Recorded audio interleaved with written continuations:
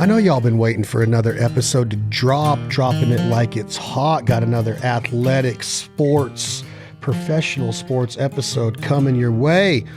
Brought to you again by our friends and family, Lynchburg, Tennessee, the one and only, the iconic Jack Daniel's Tennessee Sour Mash Whiskey. Enjoy it responsibly. Never allow underage drinking. Take Jack with you, either to the ballpark, because we're allowed to go back to ballparks somewhat right now. We can go watch live baseball, which in my opinion, besides ping pong, is probably the only sport that I really care to watch live. Well, college wrestling, obviously, but I'm just not really big into football, and I'm not really big into NBA. And I also truly feel in my heart and soul that baseball players are the absolute 100% bona fide best athletes on earth. I mean, I put myself in there, but they can do everything. So today you're going to hear a little bit about that. But today's topic is going to be on the other part of the spectrum. My guest, you've heard him here on the podcast before. I don't know if I call you a relief pitcher, a closer. He's just got the mentality of a reliever. He's a reliever. It's Caleb Ferguson, Los Angeles Dodgers, defending world champions. What's up, my brother? What up, man? How you doing? Glad to be back on here. Well, it's one of those deals to where I started thinking like, you've gone through a lot. You know, what you've adhered over the last, let's say, year of your life. It's easy to look at an athlete and go, man, you got the best life. You got drafted. You make big money playing a kid's game. You get to go to the ballpark every day. When you're not there, you're golfing with golf clubs that were probably given to you because you get to promote them and you know all these celebrities. But man, you're on the World Championship Dodgers. You get hurt right before the playoffs. You don't get to travel with the team. You're told you need Tommy John surgery. You have the surgery. Then it's all uphill from there with rehab and battling that. And at the same time as that, you don't get to be with the team again. And you know you could be in there helping them right now, which we will talk a little bit about some of the struggles going on in LA and how you feel about it. But how hard mentally, Caleb, has it been to accept this? I mean, just not being there with your boys winning the title last year had to kick your ass, right? Yeah, it definitely sucked. I had the option to go to the World Series in Texas. I could have flown down, been there as a fan. I know our ex-pitching coach, Rick Honeycutt, was there. Multiple other people that are involved in the organization were there. But my thought was it really sucked watching it from the couch. I couldn't imagine being in the stadium knowing that I would have been out there pitching, helping the team in any way that I could help the team. So I decided to stay at home. Me and my fiance watched every single pitch. And it definitely sucked. I mean, the last month of the season, man, it was the highest of the highs and the lowest of the lows all within a couple weeks of each other, for me at least. And definitely sucked. I mean, it'll suck the life right out of you for sure. But here we are, and we're getting better every day now, and we'll be back next year getting better. Some people look at professional sports like almost kind of like the racehorse or, like a stud stallion or something, that if you're not producing, you're gone. You're out to pasture. We ain't got time for it. We love you, but hey, if you're not producing, we don't love you that much. That's kind of can be the outlook on professional sports. How has it been in a culture like the Dodgers that's an American iconic culture of sports? Them and the Yankees could be the biggest of all time in baseball, if not for sure the biggest. You have unbelievable personalities there like Vin, and we just lost Tommy. But how does the organization take care of you? Do they even give a shit? Or, were they calling you? Has it been amazing to see them put great. Yeah. I mean, everything the Dodgers do is, to me, it feels right. They really care about you. They really try and take care of you. They really try and help you. Whatever it is, they do a really good job. And, it's a first-class organization, and you don't get the players that we have and the staff that we have not treating people the right way. So, it's definitely you definitely have to earn respect of people, and I think that's a good thing. And once you earn that respect, it's yours to lose. And that's kind of the way I've looked at it, is you respect all the people that you run into when you're at Dodger Stadium, and you gotta earn the respect of everybody that you talk to, and then once you do, man, it's yours to lose. So, and part of that respect is when you are part of that organization, they have certain expectations. You and I have discussed. For sure. You and I have discussed what is expected of you once you're on that hallowed ground. Even when you're representing them out in public, on the road, an airplane flight, in a hotel lobby, this is a business and they are going to be represented the right way. You put everything you had into this organization. You were on cloud 9. Take me through that roller coaster ride of the injury. Did you try to fake it until you make it with it and try to get away with it for the longest time? Did they know as soon as it happened? Take me through those days that, leading up to them being like, hey, you need to go under the knife. Yeah. So my guy J-Bone, who's one of our PTs there at the field, that's his nickname. His real name's Jonathan, but I call him J-Bone. Don't ask why it was a nickname before I got there. But so he was the guy I worked with all year long, and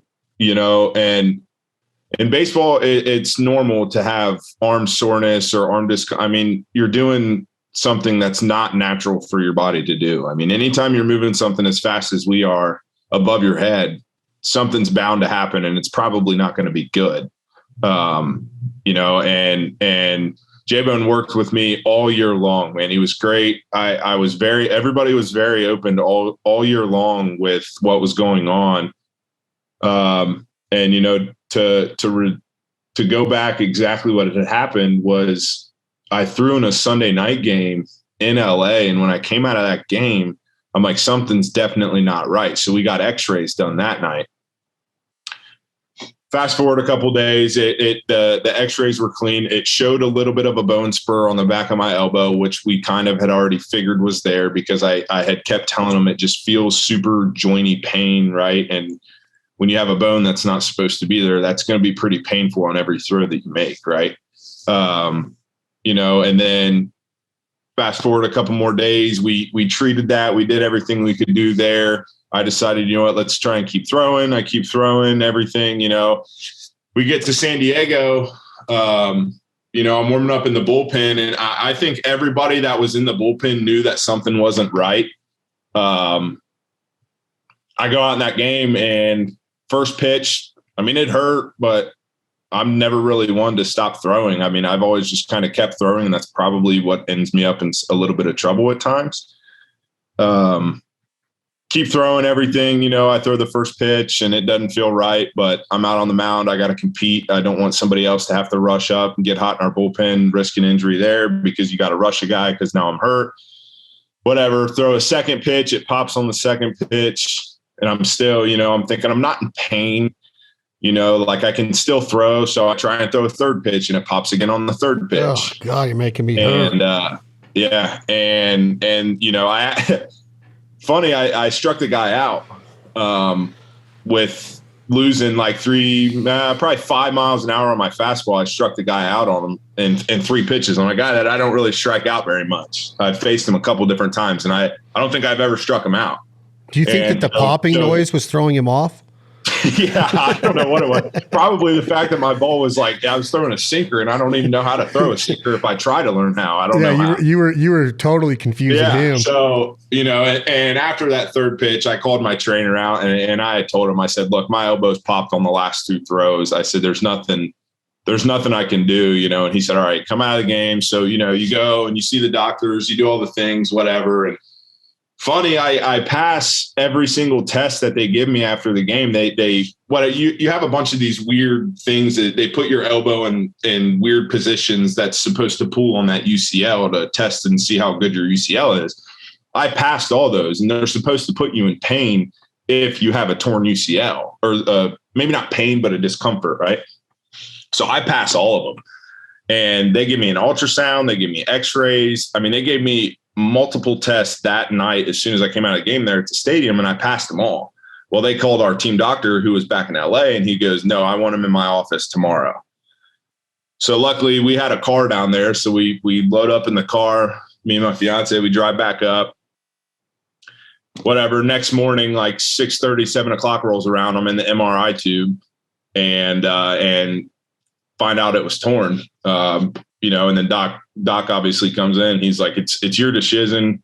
I personally tried to say, look, what can I take? What can you give me that's safe, that I'm not going to feel pain, and I can finish out the season and go win a World Series with my team? And he just looked at me because there's nothing you can do. He's like, I can try and give you something, but he's like, I'm telling you now, it's not going to work. Plus, you're taking a huge chance. By that time, if you're looking at my, this is my forearm, the inside of my forearm right here. I mean, it was probably like out to here. I mean, it was so swollen and sore. And I mean, there was just nothing that we were going to be able to do outside of surgery that's going to fix it. So what is it? What is it?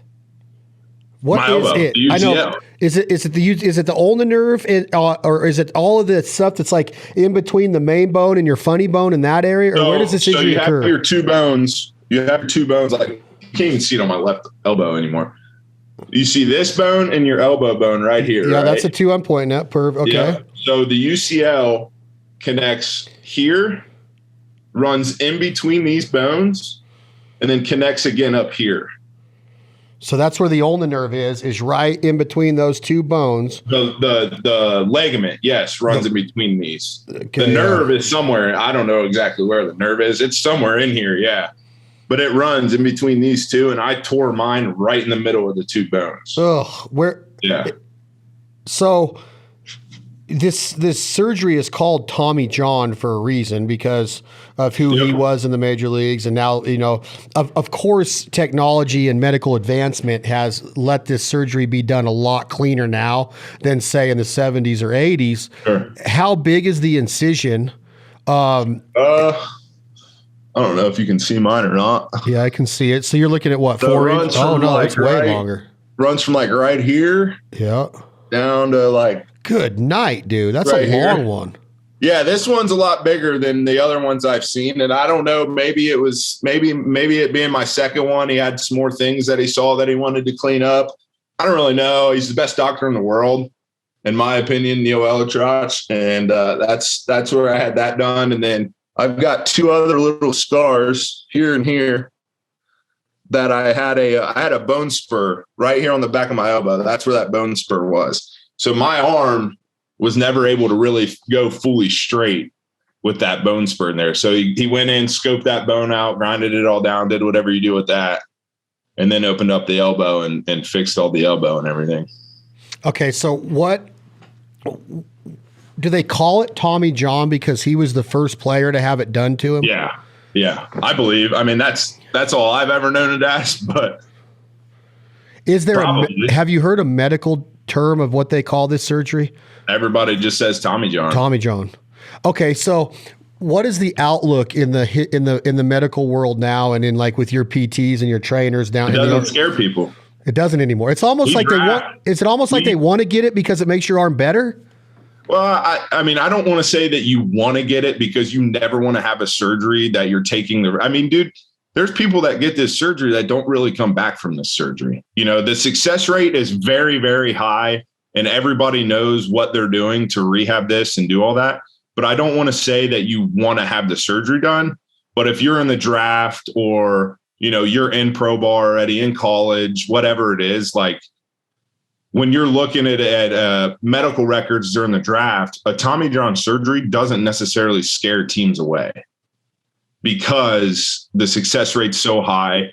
It's so common anymore. I mean, dude, anymore, if you don't throw mid-90s, you really don't have a chance at making it to the big leagues. That's crazy. And that's the way the game is now. And when you're throwing that hard, something's got to give. That thing in your elbow treats as a rubber band, right? So picture this is the ligament running from the top of my elbow to the bottom, right? Every single time you throw, that thing stretches. Now, every time you're stretching a rubber band, eventually that rubber band's going to go like this, and then it's going to go too far, right?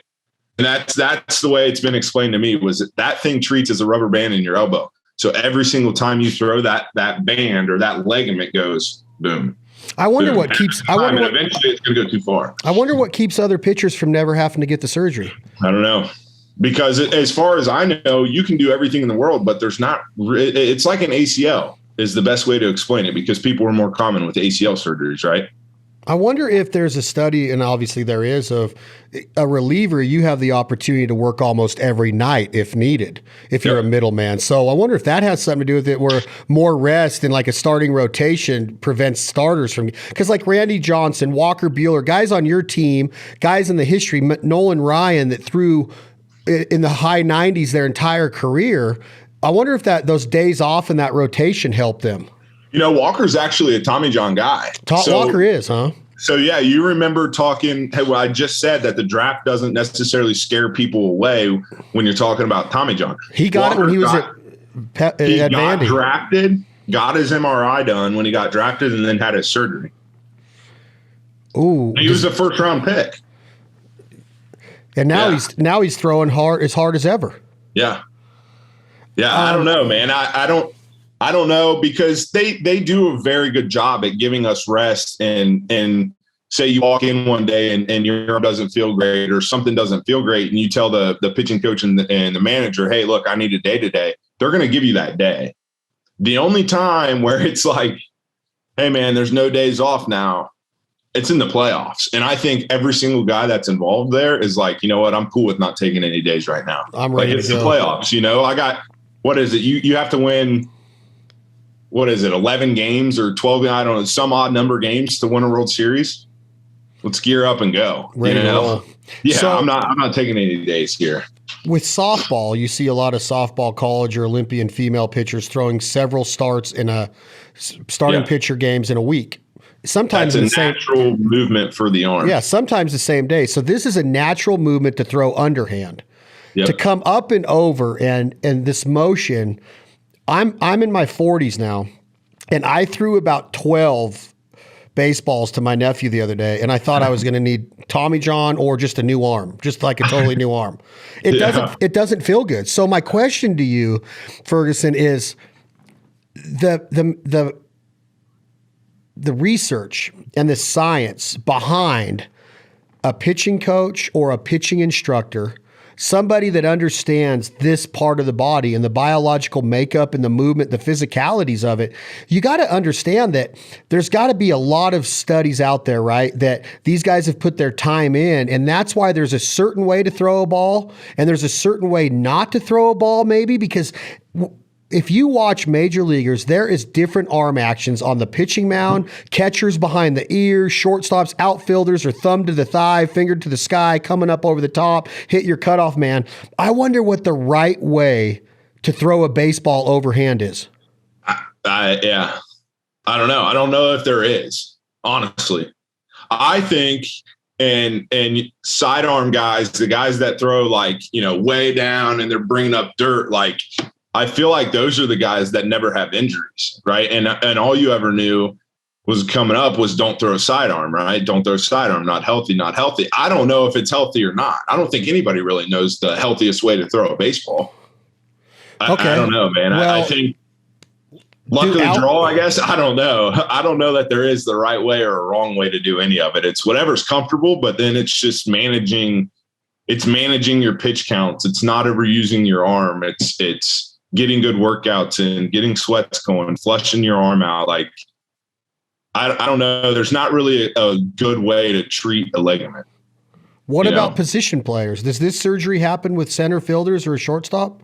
Corey Seager had it 2-3 years ago, whatever it was. Our shortstop, he had his Tommy John surgery, I want to say in 2018. He did, huh? Oh, that's right. He did, yeah. That's right, 2018. Yeah, he did. So I don't know. It's definitely a lot less common. But, I mean, literally the doc told me, he goes, dude, look, you guys are doing one of the most unhumanly possible things with your arm, at as hard as you guys are throwing, something's going to give.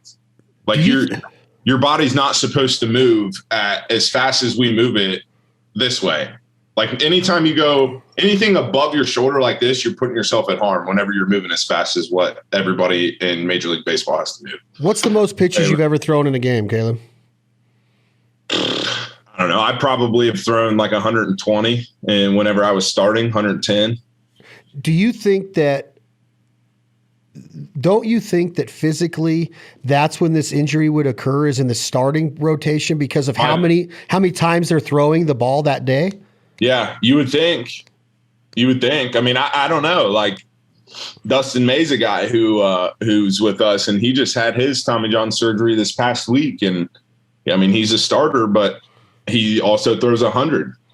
The way I look at it, and I could be totally wrong, so don't quote me and say that I'm this doctor. Dr. Ferguson said. Yeah. But the way I look at it is, if you watch baseball and you follow baseball, the guys that go down with arm injuries seem to be the guys that are throwing 96 to 100. The guys that are throwing, and I'm not discrediting guys that don't throw that hard, but it seems to me like there's more Tommy John surgeries coming with the guys that throw above like 95, 96 than the guys that are 91, 92, 93. And I don't know if there's any science behind that, but just watching as like essentially a fan this year, that's what it seems like. So in your case personally, did you get moved to middle relief from the starting rotation because of fatigue? No. I got moved because of somebody. Well, I shouldn't say that. I don't know. So whenever I got called up, it was in 2018, and like 4 out of our 5 starters were hurt all at the same time. So obviously then you're searching for starters. You need people that are built up to come up, but you also want to bring somebody up that you know is going to compete, right? So I get called up. I go up there. I think I made 3 starts. The last guy that was coming off of the DL at that time was Kershaw. That guy's not going to the bullpen. So I go to the bullpen. My first ever time pitching out of the bullpen was in New York, and it was Kershaw started the game for us, and DeGrom started the game for New York. Kershaw threw, I want to say he pitched 3 innings, and that was like his rehab start because he didn't go out and go to like a minor league affiliate at that time. He just did his slow build up from there. So what I did was I matched up on days that I technically would have started a game. I matched up to come out of the bullpen to give us a little bit more length in the game after Kershaw had come out. So then I think I had a lot more success in the big leagues coming out of the bullpen. And I think it's just stuck with me. And then ever since then, I've just been a reliever, and I've embraced the role. And I really love it now, more than starting almost. So starting's fun, but that shit's hard, dude. Like, you wouldn't want to go back? You love this role so much. What if the Dodgers said we need you back? So. I think I love the role of being a bullpen guy and throwing the back innings of a game. That, I don't know, man, like the adrenaline when you're coming in the 7th, right? Your starter goes 7 and he's got a guy on second, say second, third with 2 outs, right? And you get a big strikeout to pick up your starter. It's like, I don't know, man, it's a cool feeling to have. It's like, I don't know, it's something I would have never got to feel as a starter. And then like I can pitch 3 out of 5 days, and it's like you get to pitch 1 out of every 5, and then you're bored. Yeah, but you don't get to golf. I don't know. You don't get to golf as much. Yeah, exactly. I get like super bored whenever I'm like watching baseball. Like when I'm in the bullpen, like I have to be locked in every single night, and it's like, wait, I have the chance to go play tonight every single night. Whereas a starter, you're like, oh man, I get to play once this week. Yeah. But like their job is so hard. So I don't know. I mean, I like doing them both, but I think being able to pitch more is fun. I don't know. No, I mean, I couldn't argue with you, like my mentality of wanting to be in the action all the time, but there is something to be said about being a starting pitcher and going out there and manhandling and getting a 20-win season, out of 40 starts. Absolutely. It's an like amazing to go out and like as a starter and have the career like Kershaw had. I mean, that's unbelievable. Yeah. Like think about like being Walker, right? Like, Walker, you've talked to him a couple of times. He goes out and he strikes out like 10 or 12 people every time. He's on a different level. He's on a different level, dude. Yeah. I mean, I don't know. he's going to have that career, I think, of where he's a competitor. He's going to have a good career. But give me some insight on Walker Buehler, Clayton Kershaw, Will Smith. How do they react to your injury? Do they call you up and say, bro, I'm sorry? Everybody. Yeah. Does Clayton tell you like, hey man, stick with it. You'll come out of this. Is he a pep? Yeah. Everybody does. Everybody reached out to me, within the next couple of days, whenever the news came out that I was going to have surgery. I had almost every single person, if not every single person on the team reach out to me, man. And like every time somebody goes down with an injury, you don't like, I can't speak for everybody else, but I know for me, whether they're on my team or not, I hate watching people get hurt. Like I hate watching it on TV. I wouldn't wish people to get hurt, like no matter how much I do or don't like you. I don't know, man. So it's like everybody reaches out to you. Everybody wishes the best for you. And that's just it. Like I've known Walker a long time. Walker texted me literally as soon as I came out of the game. I had a text from Walker. I saw Kirsch the following days in LA after my surgery, and he came up, talk to me, whatever, see how I'm doing. Will's one of my closest friends, and I talk to Will quite a bit. And all those guys, man. I had JT texting me, like all these guys, man. And they're your teammates, and there's nothing anybody can do, man. That kind of stuff just happens, and here we are. Justin, now I'm gonna play a lot of golf, watch the game every night, and go do my rehab every day. When you say JT text you, do you mean Justin Turner or Justin Timberlake? Justin Turner. I wish Timberlake. we all need to go to a Timberlake show sometime. He was in spring training a couple of years ago, and I went. And he puts on a good show. There's no doubt. He's so awesome. Yeah. So you are golfing a lot. When I see it on your social media, I don't know if I'm acting like a father, but it worries me a little bit, kid. Like, you're not ready for this yet. You've got a chance to be a big time major leaguer money earner. Why are you out there putting your arms and your body through that when you just came out of Tommy John? Well, are you cleared to do so? Done it. The doc and the trainer, everybody's on board and told me I'm good. I'm one of the guys who I have to be doing something or I get extremely bored. And when I get bored, it's not good. And I don't know, my way of not being, dude, I go to the field for like 4.5 hours a day. And then I have the rest of the day to do what? What are you doing at the field? Are you tossing yet? Are you short tossing? I am throwing. I'm out to like 120 feet right now. Are you really? Yeah, I'm throwing next week. This is my last week of throwing 3 times a week. And then I'll throw 4 times a week next week for, I don't know, next couple months probably. Will you make your Dodgers return this year? Because I'm thinking they might need you. No, I won't. Yeah, I really tried to rally around pitching again this year in September, and they shut it down almost immediately. They let me finish my sentence and then tell me I wasn't going to. So you're going to have all of this calendar year, plus you're going to report with pitchers and catchers in February back to Scottsdale or Phoenix area. So you're going to be fully 100% repaired and recovered and therapy done by the time spring training 2022 starts? Yeah. I'll probably have a little bit of like rehab things and like a little bit of a schedule that I need to follow still, just because it is still fairly new. Anymore, you're not fully cleared off of rehab until like 14, 15 month range, I would say. So in spring training, I'll probably, I would say, be a little bit behind, I guess you can say, but I'll be pitching in games. I'll be competing for a spot in the bullpen, and things will be getting back to normal at that time. So with the way your arm feels right now at this 120-foot distance, which is, I don't know, let's say that's about 30 feet past home to first. Does it feel normal, or do you? Yeah, it does. Is there any is there any fear at all when you go to throw the ball after a surgery like this? Yeah, for sure. I think that's actually the biggest part of it, is getting over that fear of, is it going to happen again? I think that's the biggest step in this surgery is just finally letting yourself go and not having it in the back of your head every time you go to make a throw of, oh man, this UCL could pop on me again at any moment.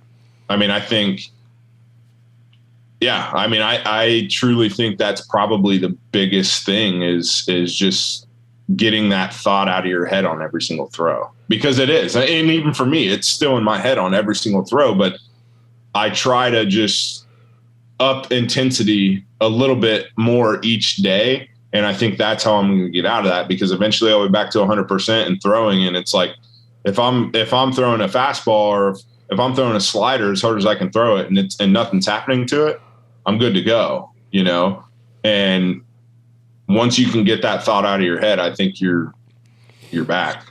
Did you have that dad that said no sliders, no curveballs until you were a certain age? Were your coaches? No, my dad was always a big football guy. He didn't know really anything about baseball until I started getting pitching lessons, which was my freshman year of high school. Oh, shit. And I had a guy by the name of TJ Hill. I had no idea how to even throw a curveball or a slider or any of that, really.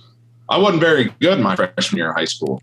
And I started getting pitching lessons. I had this guy, my pitching coach, who I still talk to, TJ Hill, taught me how to throw a curveball, and then just kind of from there, he actually told me after my first pitching lesson with him, he said, if you stick with baseball, you'll get drafted out of high school.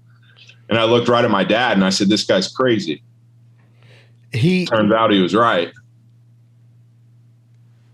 So you're a freshman in high school at 16 years old, and you're drafted 3 years after this?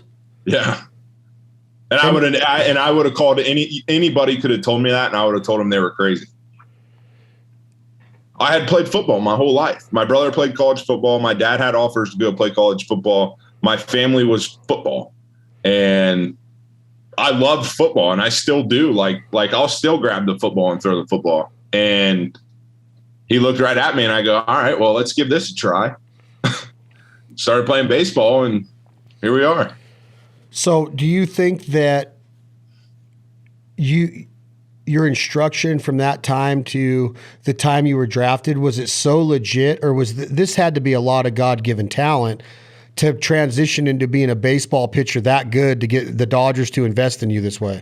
Yeah. I mean, I think obviously, a lot of guys that are in the big leagues, if not every guy, it's a God-given talent. Any professional athlete, you have a God-given talent, right? Because at some point, no matter how much work you give in, like, people are just going to be better than you still. And that's the God-given part of it, right? Yeah. And for me, I would do 2, maybe 3 lessons a week. I was doing workouts. I was doing all these things. And yeah, I think eventually it all just clicked for me. And when it did, it was, I mean, I got through a lot of it pretty quickly, and I got the hang of it quick too. I mean, it came pretty natural to me whenever I started doing it. So. And you go in what round? 38th. I was actually hurt. So my first Tommy John was 2 days after I graduated high school. You've already had 2. Yeah. This is my second one. Holy shit. Yeah. Yeah. Well, I had my first one was whenever I graduated. Literally, I tore it my senior year. I remember the start. I remember who I was pitching against because I was actually buddies with them. And tore it in high school. Agent at the time had said, all right, I'm just going to blame it. I had some scrapes up and down my arm from sliding. And he said, all right, I'm just going to blame it on the scrapes on your arm. And we're just going to say that they're bugging you and they're pulling on your skin every time you throw. So we did that. Got an MRI and everything and figured out it was torn. And the doctor's like, here, put this brace on. Finish out your senior year. We'll do the surgery after you graduate. Did the surgery. Draft came around, and I think the draft was in like June, maybe. Draft comes around, drafted in the 38th round. Didn't really know. I'm like, am I going to sign? Am I going to go to school? What am I going to do? Figured, you know what? I'm only going to get one chance at this thing. I might as well do it now. Signed in the 38th round, was really nobody in the organization for a really long time. Had to pitch my way into everything I did because I didn't get a lot of money. I was a 38th rounder out of high school. Young kid, right? And then just worked my way through the system and just kind of did my own thing and said, you know what, if I'm going to do this, it's all on me to make it happen. And that's what I did. I just put my head down and went to work. Meaning what? What does it take? What does it take, Caleb? What does it take to get to that next level? Because 38th round, your odds are down there of making it. You get to show up at spring training, rookie ball. You're not a guy that they're looking at like, oh, this is one of our top 10 prospects. You're probably not in Baseball America for the top prospects in the Dodgers organization. Here we go back to how we started this conversation, is that this shit is not given to you. It's earned, right? Yep. You don't just have a name Clayton Kershaw and the Dodgers go, oh, you look good enough to pitch for us. You got to be a badass to do what the kids did with the Cy Young Awards and what you're doing, right? What does it take? What does it take? What does it take? It just work. I don't know. Because I don't want people to think work means you go out and you throw 50, 60 pitches every day because that's what's going to make you better. Because if not, you're going to end up on the shelf like me. I don't know. It's just, I don't know, dude. It's a lot of listening, a lot of watching. I mean, okay, let's say this. Let's ask this. What do you do when nobody's looking? Are you still working out, or do you only work out when you're at the clubhouse? In the off season, are you that guy that gets out of bed and knows that you have a role to play and you're going to be in the best shape of your life? Was that your mentality to win a spot with the Dodgers? Dude, my off seasons were huge for me. I would go back home and I never really completely stopped throwing. I would stop for the longest I've ever stopped was like 2 weeks. I would stop for 2 weeks of no throwing at all. And then I would do throwing. But on top of my throwing, I was always a guy who I had to just figure out how I was going to repeat every single throw. Like, repeatability is so big. And being able to repeat your throw every single time, like when you go watch these guys that are super elite, man, like the spike holes on the mound are in the same spot every time. That's how much they can repeat it, right? And that was always preached to me. And I never realized whenever I was young and in high school how important and how much repeating your delivery or repeating your throw was until I started to really lock it in and focus on that. And then when I did that, everything else just kind of came easy, I guess I should say. Not easy, but like it just flowed together better. And I think that's probably one of the biggest things is every offseason I go home and I still work with a pitching coach who's the pitching coach at Ohio State now. And I go home and I work with him and I'm like, man, we got to figure out, like, we're still, even to this day, I'll go home this offseason and I'll go work with that guy and we'll find something new that I'm doing wrong that I wasn't doing. So it's you're constantly changing and you're constantly adapting to different ways that your body moves. And just, I don't know, the work stops, but it never stops. Like I'm not one of those guys who's doing like overkill work. I mean, once my work's done for the day, I'm done. And I get away from baseball and I don't try and drive myself crazy with baseball because I don't know, I'm just not one of those guys. Like I'm obsessed with my work when I'm doing my work, but once I'm done, I'm done. And like, I try to focus, like in the off season, I try to go about 3 hours of me just really locking it in on what I'm doing. And once I'm done, I'm done. 3.5, 4 hours at anything I can master within that time is what I'm going to do. And then I'm going to take my off season. I'm going to get away from the game. I'm going to go enjoy the hobbies that I like to do. I'm going to go hunt. I'm going to go fish. If it's warm enough in Ohio, I'm going to go play golf. I'm going to go get away from the game, let my mind reset, and then go back and do the same thing the next day, I guess. So with that ability to adapt, and you mentioned, you go back to Ohio and you might have to change something mechanically, delivery, your arm speed, whatever it is, your plant foot, your follow through, your kick. I mean, there's just so much that goes into being a legitimate Major League Baseball pitcher. What is the outlook right now as you're in camp there and in the Dodgers organization, you're down there at their HQ, their spring training headquarters? Will you have to change your delivery? Will you have to change the pitches that you were successful with before? Will you still be able to have a good slide piece, will your fastball still be dominating? Yeah. I that's obviously the goal, and that's what we're trying to get back to. And I'm sure, like, I can almost guarantee you that I'm going to have to change something because something's going to be different now than where I was before I got hurt. Ideally, you want to get back to where you were before you got hurt. but pain free, right? And I mean, guys are bad. Guys battle delivery things daily, man. I mean, your body's weird, man. It does different things every single day, and you feel different every single day. And it's just being able to figure out how to feel all right on those really bad days. You know, does that make sense? 100%. But there still has to be the part about your professional life now, and the guys that are in charge of this, do they want you to stop throwing a certain pitch, or are they going to say, hey, it's up to you and how you feel? Or do they monitor this of like, you might not be able to throw a slider anymore or a cut fastball or something? Yeah. They monitor almost everything that we do. I don't think I'm going to have to stop throwing any pitch. I don't know. I don't think me throwing a certain pitch or me doing a certain thing is what caused my surgery. I just think my surgery or my injury or whatever you want to call it, it just happened.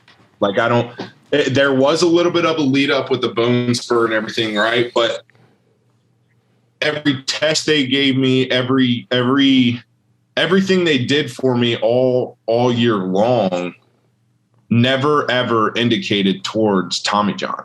That's why everybody, whenever it happened, was so confused, because there was nothing that was indicating Tommy John. They gave me all these tests, they did imaging, they did all these things, and everything was always good. They just knew I had that bone spur. And I think that's why is that bone spur just somehow caused my elbow to pop. You're a player on the world. So to answer your question, no, I'm not going to change the way I throw my fastball. I'm not going to change a slider or curveball or do any of that. I think now it's just a matter of being able to get back to repeating every single throw and every single pitch again. You're a member of the 2020 world champion Los Angeles Dodgers. You have a ring to prove it. You weren't in the dugout when it happened, but we've already discussed that. We all understand why. But you were still an intricate part of the success of that team. You're sitting back watching your brothers play right now, wishing you could be out there. Here's the other part of the mentality of a professional athlete: God-given talent and work ethic. You're not sitting there right now with a guaranteed job on the Los Angeles Dodgers. No. This is where focus and mentality and determination come into play more than ever of, this is my livelihood. This is my second surgery. I want to become a Dodger again, but it's not guaranteed. You could be replaced in an instance if this surgery doesn't take, if the rehabilitation doesn't take, and you come back better than ever, right? Yeah, absolutely. And I think that's just part of it. Like I try not to ever think that I've like secured my spot or secured my role in the bullpen. Like, I don't know.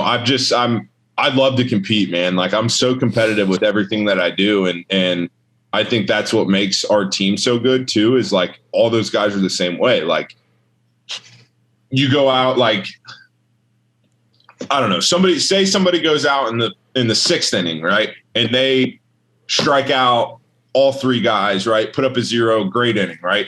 That next guy out's trying to do the same thing. Like, we're all trying to beat each other almost. I don't know. It sounds, I don't know how to explain it. I don't know, man. I'm competitive. I like to compete. I don't ever want to think that I have a role or I have a secured spot, because when that kind of stuff happens, at least for me, if I do start thinking that way, bad things tend to happen for me. Like, I get comfortable, I get lazy with my work. I don't know. I'm always trying to compete and just be better every single day. Do you think your competitiveness ever gets in your way of understanding things, that there are more important things in life than winning? Are you able to get away from that competitiveness to where you might be able to go out and enjoy a hunt and not have to kill the most ducks or catch the most fish or the biggest deer? I think that's where having all these hobbies that I do, like my fiance says it best, man. She'll be like, you have one hobby that you'll get so obsessed with over like 2.5, 3 weeks, and then you'll get a completely different hobby. And I think it's because I try to be the best at every single thing that I do, no matter what it is. Like golf, for example. Like whenever I first got cleared to play golf, I was trying to go hit golf balls every single day. And it's like I get like obsessed. So I try to now figure out a way where like I can just keep all these hobbies that I like to do and just enjoy it. Like just enjoy the fact that I have a job where I'm allowed to go home for 4 months. And they're going to trust that I'm doing my workouts, that I'm throwing, but I can go hunt every single day for 4 months and enjoy the hunt, whether I kill a limit of ducks or a limit of geese, or I don't kill anything, but enjoy spending time with my friends, spending time with my dad, like being out there, seeing birds work, right? Just, I don't know, man. I think I used to let that get in the way, right? Like I used to think everything was a competition. And then I think I still think that way a little bit at the field in terms of the game. I still think it's a competition. But anything else I do outside of that is now fun. Like that's my hobby. That's my reset away from baseball. Like when I leave the field, you won't see me talk about baseball. I struggle at times to even sit down and watch baseball. Like I just don't. Like I try to take myself out of all that, man. Like go home, I'll play video games, talk to my buddy on the phone, like whatever it is. I try to just get myself away from baseball to give myself that reset and not just get so brainwashed into thinking of what I'm doing. Like just have fun with whatever it is. Do you feel that ego has ever gotten in your way with your success, or have you always been able to stay grounded and understand this mentality that nothing's given to you? I need to keep working. Or has ego ever stepped in and you've been like, oh shit, I better find myself again? My parents, both of them, had always preached to me. And one of the lines that I always stick with is never to let my highs get too high and my lows get too low. Like always trying to just stay right on that even line. Like no matter how life's going, just stay right here. Right. And I think that's what I've always done. Now I will say like 2018, I get called up, right? And I'm having a little bit of success out of the bullpen, like everything's still really new to me. I'm having success. I'm living out my dream. I'm pitching in the big leagues, flying all over the place, right? Like seeing all these new places. And I think I did get a little bit too comfortable there. And then in 19, I sucked. I wasn't good. And it was on me to have to figure out how to be good again. And I think that's just it is I let my highs get a little bit too high for me there in 18 going into 19. And then figuring that out. Now it's just like, I'm just trying to ride the wave, bro. Just stay right here and just do what I do, no matter how good I am or how bad I suck. Just try to be the same guy every single day. And that's really what I try and do. How was the 20 season going for you before the pop? Good. You were throwing the ball well. It was going good, man. I kind of like established who I was and what kind of pitcher I was because I don't know, man, I was young. I wanted to try all these different things, try to make the ball move in certain ways. I don't know what I really wanted. Going to the off season after 19 and just told myself, look, I'm committing to being this kind of a pitcher and this is what I'm going to do. This is what everybody's been telling me I need to do. I was caught in my own way of, no, this is who I think I am. Turns out people that are telling me what I need to do were right. Should have listened, but competitiveness and me being young and dumb got in my own way. And going to the off season, I said, all right, it's time for me to just master these 3 things. It's 3 things. If I can't master 3 things, what am I doing? Right. Go into the off season and I master it. And now that it was, I shouldn't say mastered because every day, like you're working to get better, but I've learned how to throw the ball at the top of the strike zone. And once I learned how to do that, everything else came easy to me because that is where my best throw is, meaning my best pitch is at the top of the strike zone. So once I figured out and mastered how to do that, everything else kind of just fell into place. You're saying that your success comes with a high heater out of the strike zone and getting somebody to chase it? Yeah. Why does it rise? Because it's an illusion that looks like it's going to be in the strike zone, but it exits it? Yeah, it looks like it's going to keep going up. Or maybe it does. I don't really know, to be completely honest with you. There's these crazy ass analytics that are in baseball, and some people really understand them and like buy into it. I'm one of the guys who doesn't fully understand it, but buys into it. Well, like I try not to understand them. You know what I mean? Like I'm one of the guys that's like, hey, look, give me the ball. Tell the catcher where he wants me to throw the ball at. Tell the catcher to set up there. I'm going to try and throw the ball there. That's it. Don't tell me anything else. Like, give me the ball. I'm going to throw fastballs at the top of the zone, and I'm going to try and bounce my slider. But you obviously have a scouting report that you're going off of these hitters, and that's where the catcher's telling you to throw the ball. Yeah, right. So it's your job to hit spots. Yes, it's your job to do that. And can you? And that's all goes into the off season, right? And after the 19th season, going into 2020, is seeing, okay, every single time I pitch, they want me to throw the ball. If this is their strike zone, they want me to throw the ball up here every single time, right? If this is the top of the strike zone, they want me to be up here. Before I was like middle down, like that's not me. You know, I need to be up here. So it's mastering what's you. And I think I've kind of finally figured out how, I guess, to master that in a way that would give me a little bit of success. And now I'm just trying to build off that. 4 years ago, you're a high school pitcher in the state of Ohio. You are now a major league pitcher. Give me some of the most memorable. Who have you struck out that you remember watching on TV and going, "Oh wow, that guy's a stud"? Who is it? Have you faced Trout? I don't think so. Haven't faced Trout? The one that comes to mind right now, and there's probably more, but dude, I'm really bad at this. Like, hey, did you ever face this guy? I don't know. Even know the names of the players? I don't know.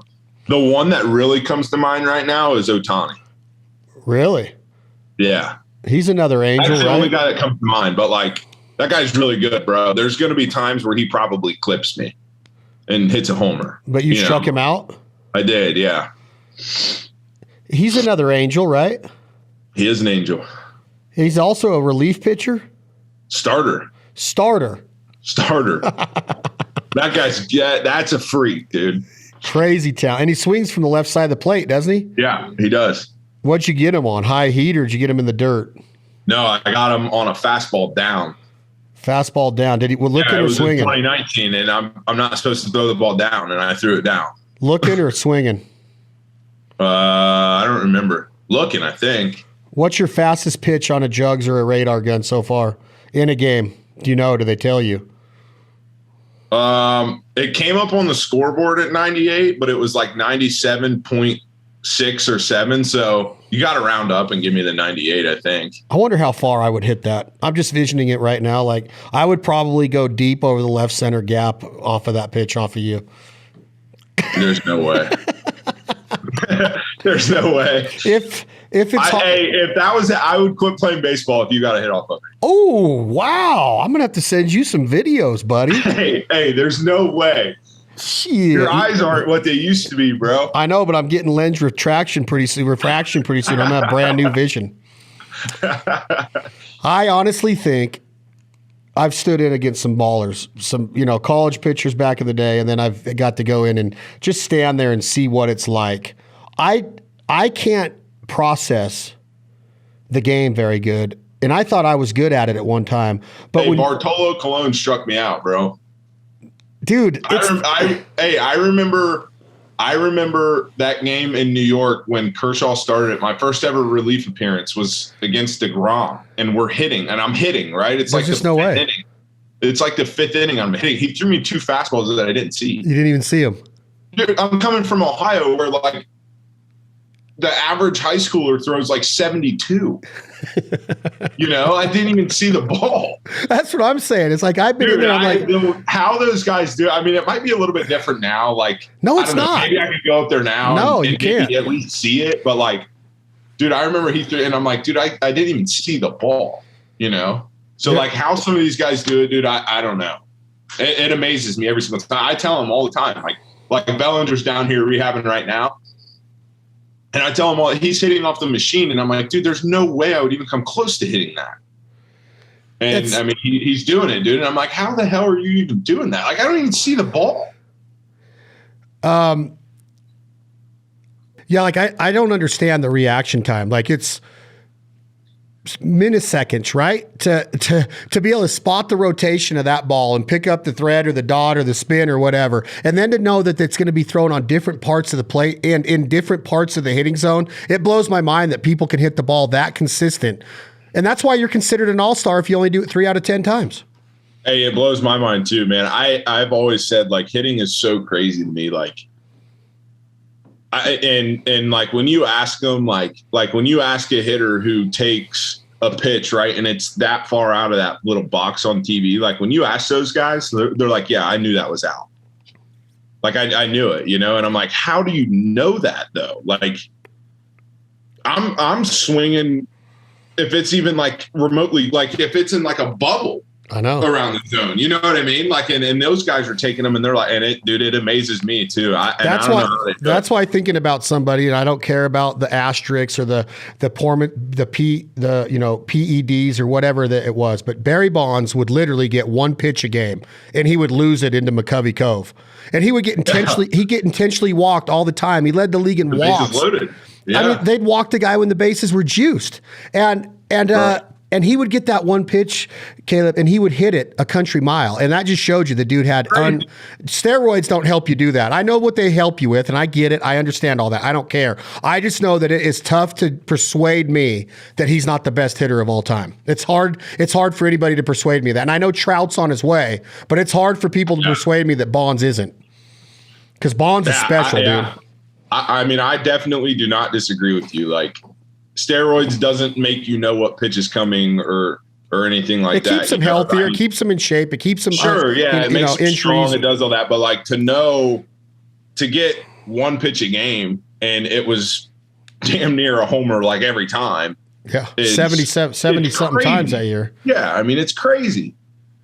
All right, where do we go from here? We could talk baseball all day, but we'll have to schedule another one. See how the rehab's continuing to go. I'm probably cutting into your golf game right now because that's all y'all do down there. I went this morning. You're good. I went this morning. God, what a life! I know. I want your life. Hey, sometimes you do. I want your life. I want to be pitching in the show. All right, well keep me in the loop. Let's get on here again in a couple weeks or a month or so. Let me know how it's going. I hope the Dodgers start getting a little bit going together again. I mean, I know that they got some things going, dude. They'll be fine. They'll be fine. Are you kidding? They're going to be great. They'll be fine. I know. I'm just saying I like watching them win. I'm also I got so many buddies in the show, you know, it's hard for me to pick one team, but I'm like there's some good teams out there, you know. There's some good teams. Hey, I even had Hader come on here, and that dude is filthy. And I even watched the Brewers. I watched the Brewers a little bit, man. I mean, I watched the Brew Crew. That guy is on a different world, dude. He's unreal good. It's special to watch. I like watching Hader throw. So do one of his buddies, Corey Knievel's coming back into town. Big outdoors guy. I think he's a big podcast guy too. I'm going to talk to him when he gets in here. He gets in at the end of the week, and I'm going to talk to him for you. Yeah, he's on our team now. He's with the Brewers for a while. He knows Hader pretty well. I know who he is. He's a stud. So I'll talk to him, but yeah, talk to him. Let me know. I'm going to talk to my agent again today on if he has anybody in baseball that likes to do podcasts. They all do. But yeah, I mean, they all do. You the man, Caleb Ferguson, Los Angeles Dodgers rehab assignment right now. We're going to keep an eye on our little brother right now. Make sure he comes back. Hey, and here, I mean this from the bottom of my heart, bro. If you need me to fly down there, send a plane for me. I'll bring duck calls to give you lessons. I'll bring a bat so I can hit a couple bombs off you. I'll let you get competitive again. Right now. But you can come down and bring duck calls. I'll show you how to blow one. Yeah, I need some help bad help, bad help. All right, brother, I appreciate you. Any closing words? No, get me back on here again, dude. I'll be in touch and we'll get another show going. Can't wait. That's Caleb Ferguson, Los Angeles Dodgers. This life ain't for everybody. Brought to you by Jack Daniel's Tennessee Southern Mash Whiskey. Enjoy it responsibly. Never allow underage drinking. Please continue to support the partners and sponsors that support us here at Banded and Avery and Jargon and The Foul Life. American Almond Beef, the provider. This life ain't for everybody. Where the payment ends. We're so blessed with our family of brands. We owe it all to you, guys and girls, for all the support over the last decade. We continue to try to be diverse and bring you out of the box, unorthodox entertainment and content. Hopefully y'all are enjoying that. Thank you for the subscriptions and the downloads for all of our podcasts. We're going to keep it up. Y'all take care. This has been another episode of This Life Ain't For Everybody. Tom, Jake, hit that button. This is my good friend, Leith Lofton, a.k.a. Hoss. What you going to do when the money's all gone? I'd rather be poor living off in a hole, rich as hell without a soul. Life on earth